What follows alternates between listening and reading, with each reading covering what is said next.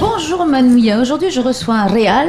Réal, joli prénom bien original et espagnol. Oui, c'est ça. Et qui vient nous faire part de prochain événement, donc c'est un salon vegan. C'est ça, tout à fait. Donc je viens pour présenter ce salon vegan qui se tiendra le dimanche 10 décembre à l'occasion de la journée internationale en fait des animaux. Ça dure qu'une journée. Ça dure une journée, c'était vraiment pour marquer cette journée internationale des animaux, pour rappeler les droits des animaux et pour sensibiliser à la cause animale et proposer des alternatives beaucoup plus éthiques et plus respectueuses de l'environnement et de notre santé. Et donc, est-ce qu'on peut rappeler ce que c'est que le vegan ? Alors, quelqu'un qui est vegan, c'est quelqu'un qui va, autant que faire se peut, essayer de réduire toute cruauté, toute forme d'exploitation dans sa vie quotidienne. Donc, bien évidemment dans son assiette, mais aussi dans sa salle de bain, dans sa façon de se vêtir, dans ses divertissements, etc. Il va vraiment essayer de ne pas créer ni de cruauté ni d'exploitation animale. Et humaine ? Humaine va avec de toute façon. Voilà. Tant qu'à faire, on n'est pas anthropophage non plus. Absolument pas. Voilà. C'est souvent quelque chose qu'on pense des véganes. Ils sont à fond sur les animaux. Pas du tout. La cause végane est vraiment une cause globale. On lutte aussi bien pour préserver la santé des humains, mais aussi pour respecter l'environnement, éviter tout le travail, les conditions de travail complètement inadmissibles qu'on peut trouver dans les abattoirs, etc. Donc voilà, c'est vraiment une cause globale. Hein. On n'enlève pas l'humain. Je te taquine de façon à ce qu'on puisse effectivement avancer, parce que le vegan, la cause végane fait toujours un petit peu peur pour ceux qui ne sont pas... c'est vrai que moi j'avais été surprise de savoir qu'on ne pouvait pas manger de miel parce que c'était le travail volé aux abeilles.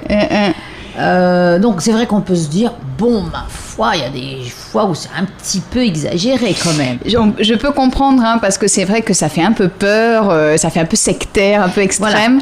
Voilà. Tout simplement parce que je pense qu'il y a une désinformation qui est voulue, hein, qui est bien voulue par le système, qui ne veut pas que l'on soit conscient de certaines réalités. Pour reprendre le cas des abeilles, ce qui est surtout dénoncé, c'est l'enfumage et toutes les techniques qui font mourir les abeilles de manière... Oui, c'est la façon de récolter le miel. Et ça va être, Parce qu'on peut manger du miel qui est récolté d'une façon qui ne perturbe pas la ruche ou qui ne tue pas les abeilles, mais pas au détriment de leur vie. Disons qu'un vegan va toujours essayer d'aller vers des alternatives au mieux pour l'animal. Donc il y a deux façons de concevoir les choses. Soit on accepte le un peu mieux, soit on est complètement abolitionniste et on lutte contre l'exploitation animale de manière ferme. Vu les conditions aujourd'hui de la société, il est plus efficace peut-être d'envisager, comme tu le dis, pour le moment peut-être des alternatives beaucoup plus respectueuses et éthiques. Donc ce que tu proposes. On peut pas non plus, il y a quand même des difficultés à... par exemple les moustiques. C'est-à-dire est-ce qu'on peut tuer les moustiques quand on est vegan ? Les moustiques, c'est une bonne question. Dans l'absolu, bien sûr. Dans l'absolu, bien évidemment, on est sur le respect de toute forme de vie. Après, encore une fois, un vegan n'est pas quelqu'un qui est déconnecté de la réalité. C'est clair que s'il y a des épidémies ou autres, il est évident que s'il y a un vecteur, oui, on l'élimine. Ça, c'est pas, tu vois, c'est pas, justement, on veut pas aller dans cet extrême. Voilà, c'est la question que je pose aussi, parce que en tant que non vegan et ne connaissant pas vraiment et ayant entendu simplement évidemment ce qui fait le buzz, bien sûr. Donc on se dit les moustiques, ça, on a le droit. S'il y a vraiment un cas extrême, quand il peut y avoir des épidémies qui peuvent en effet avoir des conséquences sanitaires graves, évidemment. Oui, sachant qu'ici, sous les tropiques, c'est un petit peu les vecteurs de la dengue, du Zika, du chikungunya, j'ai eu. Donc, il y a aussi, c'est une question après de santé publique. Bien sûr. Mais de toute façon, la santé publique revient dans la question végane, parce que si on parle que de santé publique, aujourd'hui, par exemple, pour reprendre la surconsommation de viande, et je tiens à ce mot surconsommation, aujourd'hui, l'OMS reconnaît par exemple que cette surconsommation de viande entraîne des problèmes, des maladies cardiovasculaires et certaines formes de cancer. Donc, être végane, c'est aussi alerter la population sur un certain mode de consommation aujourd'hui qui nous rend malades, et se diriger vers des alternatives plus saines. Oui, parce qu'il est évident que manger plus de légumes et de céréales, c'est quand même meilleur pour la santé plutôt que de consommer des produits laitiers, le grain, la viande. Seulement, le problème aussi, c'est justement après, il faut l'aide politique qui fasse que les légumes soient beaucoup moins chers et plus faciles plus facilement accessible dans la bourse de tout le monde. Il y a deux choses. La première chose, en effet, on pense que l'argent est un frein. On pense toujours que consommer de meilleure qualité est plus cher. C'est pas totalement vrai parce qu'en fait, quand on est vegan, on va retirer certains produits qui coûtent cher. On va retirer la viande, c'est cher. Le poisson, c'est cher. On va retirer tout ce qui est produits transformés, raffinés. Donc, on va avoir un budget qui va être déplacé, si tu veux, en termes qualitatifs. Et on va manger des choses qui finalement sont pas si chères que ça, même si elles sont bio, parce qu'on essaye aussi d'être respectueux de l'environnement. C'est ça. Donc, on va chercher de la permaculture, de l'agriculture raisonnée ou biologique.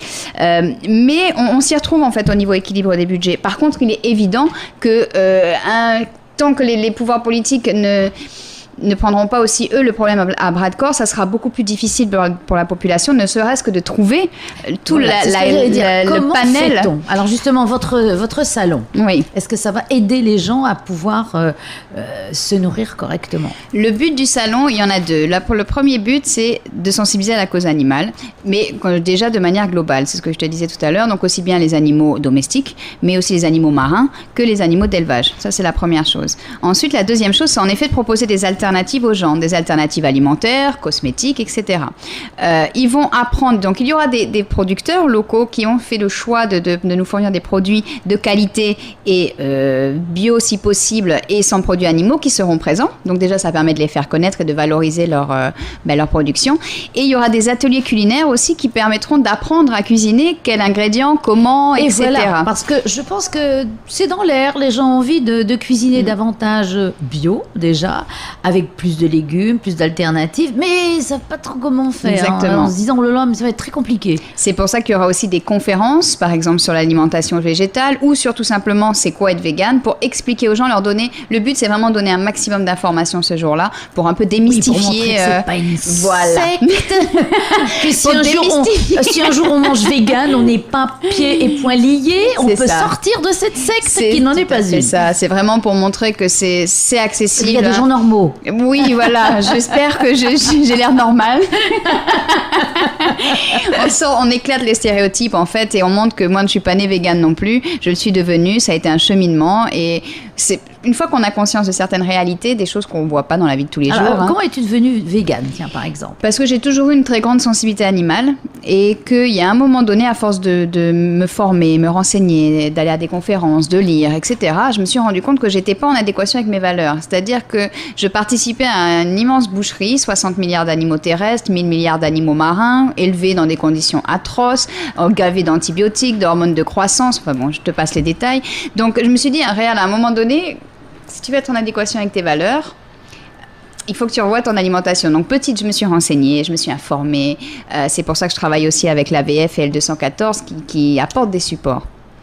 Explication. AVF 214. AVF sont les associations, donc Association végétarienne de France, que je représente localement, et L214, éthique et animaux, que je représente aussi Pourquoi localement. L214 ? En fait, c'est la loi qui est parue dans le code rural et qui dit que tout animal est un être sensible, en fait. C'est le numéro de la loi, si tu veux. Et en fait, du coup, j'ai perdu le fil. Oui, comment en étais-tu venue à devenir végane justement, pour être en adéquation avec tes valeurs ? Exactement, pour essayer de me mettre plus en adéquation avec mes valeurs et ne plus participer à un système qui ne me correspond pas. Je suis quelqu'un qui a envie, comme beaucoup je pense, de préserver l'environnement, le Fénois, ma santé, les animaux. J'ai envie juste d'un monde meilleur et je me suis dit, je vais essayer déjà moi d'essayer de faire quelque chose à mon petit niveau pour ce monde meilleur et plus juste, quoi, tout simplement. Et donc, tu as trouvé ici, chaussures à ton pied, il y a assez de personnes pour pouvoir justement se procurer de quoi être végane. On y arrive, c'est loin d'être parfait, c'est pour ça qu'on lutte, pour essayer de se faire entendre et faire comprendre qu'il y a d'autres alternatives qui existent. On y arrive, on a les produits, on a les légumineuses, on peut trouver en supermarché, on a des producteurs locaux qui, grâce notamment au SPG Biofetia, sont de plus en plus sensibilisés à l'agriculture bio, à la permaculture, donc c'est quelque chose qui est en train de monter, donc on trouve. Maintenant, il y a plein de choses qui me manquent encore, c'est-à-dire tous les simili-carnés, tous les fromages, c'est-à-dire tous ces produits que les personnes qui qui aimeraient bien faire la transition, mais ont un peu de mal parce qu'il y a le goût. Et c'est plus facile quand on a des produits de substitution qui ont à peu près les goûts, mais qui n'ont pas de produits d'animaux. Et c'est vraiment bluffant. Et ça, on les trouve pas encore vraiment ici. Ça arrive timidement. Il y a un peu le tofu, il y a des petites choses comme ça, mais si on l'agrémente pas, c'est un petit peu fade, hein, on va dire ça comme ça. Voilà, tout à fait. C'est un petit peu d'alcool japonais. Et j'avoue, je mets du poisson dessus, donc évidemment, c'est raté. Mais ça, on apprend à le cuisiner aussi, si tu veux. Ça fait partie des produits insipides et fades à la base qu'on apprend à vraiment relever les saveurs. Ça fait partie de l'apprentissage de la cuisine végétalienne. Mais en effet, il existe à côté de ça, je te disais, des saucisses véganes, tu peux manger des hot dogs véganes et être complètement bluffé, des bons hamburgers véganes avec des steaks. Je ne mange pas d'hamburger, moi. Je cuisine, moi. Tu peux cuisiner avec des steaks de lentilles. Est-ce que justement, ça serait pas intéressant aussi d'essayer de voir dans les cantines, de faire au moins un repas vegan par mois, on va dire par mois pour commencer? Alors, j'ai été agréablement surprise. J'ai appris qu'au lycée Paul Gauguin, ils avaient 2 repas. Je ne voudrais pas dire de bêtises, je ne sais plus si c'est à la semaine ou au mois, végétariens dans la cantine. Et je trouve ça vraiment génial. Donc, il y a même dans les cantines, il y a des enseignants qui font aussi de plus en plus un travail de sensibilisation pour montrer aux parents que non, on n'est pas carencé. Non, c'est tout à fait équilibré et beaucoup plus sain pour la santé. Et oui, ce sont des alternatives que l'on peut proposer en toute sécurité pour nos enfants. Donc, bien sûr, il y a quelque chose à faire dans les écoles, évidemment. Alors, dimanche 10 décembre, de quelle heure à quelle heure? Et il y a quoi? Allez, donc, le dimanche 10 décembre, ça se passe de 10h à 17h à l'immeuble Le Bihan, Pire-Haye. Cet endroit a été choisi aussi parce que c'est un immeuble qui est HQE, c'est-à-dire qu'il y a des hautes qualités environnementales. Donc, ça rentre bien évidemment dans notre façon de voir les choses. Donc 10h, 17h, qu'est-ce qu'il y a? Il y a déjà une vingtaine d'exposants, que ce soit des associations de protection animale, des personnes qui vont proposer des cosmétiques, parce qu'on n'en parle pas aussi, mais des cosmétiques sans cruauté, pas testés sur les animaux, des produits alimentaires, etc. Donc 20 exposants, plus tout un programme qui va apparaître en ligne dans pas longtemps, avec des conférences, des ateliers culinaires, projections de films, rencontres avec notamment Cédric Vannes, qui permet de débattre sur les performances sportives et une alimentation végétarienne ou végétalienne. Qu'est-ce qu'on va avoir encore? Des ateliers pour les enfants, pour les sensibiliser aussi bien sur l'environnement que sur l'éthique animale. Voilà, donc plein de choses à découvrir ce jour-là qui sont programmées. On peut rentrer, il faut s'inscrire. Tout est gratuit, tout est ouvert, tout le monde est bienvenu. Voilà, pour vraiment découvrir ce mode de vie et enlever tous les a priori. Vous pouvez aller donc, sur ma page, la page Réal Tahiti. Alors Réal, R-E-A-L-E, voilà, plus loin, facile. Tahiti, voilà, facile. Donc là, il y aura, et puis tous ceux qui participent en fait au salon, donc à un moment donné, ça doit passer sur le fil Facebook de quelqu'un. Je pense que ça va parce que les exposants vont aussi faire leur communication dessus, ceux qui interviennent dans les débats, les conférences, etc.